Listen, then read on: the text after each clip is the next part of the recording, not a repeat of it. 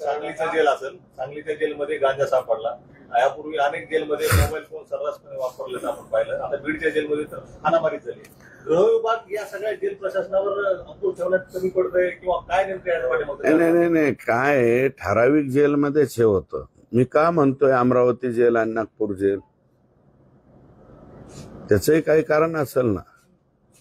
हे मराठवाड्यातले, मी हर्सुल बद्दल काही बोलत नाही, पण लातूर आणि बीड जेल या जेल प्रशासनाबद्दलच का बोलतोय.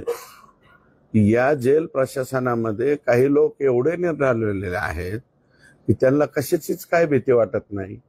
आणि हे आजचं जे प्रकरण झालेलं आहे, कदाचित मग जेलमधल्या प्रशासनाने एकामेकाला दुजाभाव दिला म्हणून झालंय का? कामक्यांनाच अगोदर नंबर लावू द्या, फोन नंबर लावू द्या. कारण जेल प्रशासनामधून त्याच्या कुटुंबियाला किंवा इतरांना फोन लावण्याची, कुटुंबियांना, इतरांना नाही, कुटुंबियांना मला वाटतं फोन लावण्याची सुविधा आहे, वकील आणि कुटुंबीय. मग त्या याच्यामध्ये सुद्धा आमचा नंबर अगोदर लावू द्या, नंतर तुमचा नंबर लावू द्या, अशा प्रकारची मला वाटतं तिथं तिरगी मिरगी असावी.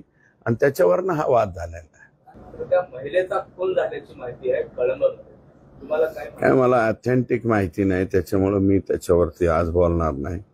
नेमकी तीच महिला का, असं जर SITच्या तपासामध्ये पुढे आलं आणि त्या महिलेचा जर खून झाला तर ती गंभीर बाब आहे. मग आता हे पुढचे पुरावे संपवायला सुरुवात झाली का? आता याच्यामध्ये आम्हाला संतोष देशमुखच्या खुनाच्या बाबतीमध्ये फार दिव्य आहे, मी ते कबूल करतो की ही केस आम्हाला शेवटपर्यंत लढवायची आहे, शेवटपर्यंत तडीस न्यायची आहे. आणि ह्या सगळ्या लोकांना आनंद आम्हाला त्या दिवशी वाटणार आहे की हे सगळे आरोपी फाशीला गेले पाहिजे. फाशीला जाईपर्यंत आम्ही काही स्वस्त बसणार नाही. परंतु तीच महिला का, हे पेपरला वाचलंय मी, परंतु मी माहिती विचारतोय, कळंबच्या पोलिसांना माहिती विचारतोय आणि SITने अजून त्याच्या बाबतीमध्ये दुजोरा दिलेला नाही. त्याच्यामुळे मी त्याच्यावरती आज ऑथेंटिक बोलणार. आपण जर बघितलं